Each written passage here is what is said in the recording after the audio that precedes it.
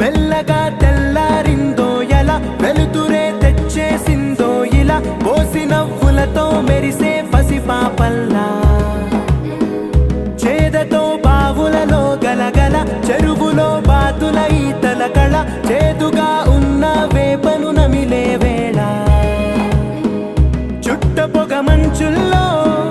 చుట్టాల పిలుపుల్లో మాటలే కలిపేస్తూ మనసారా మమతల్ని పండించి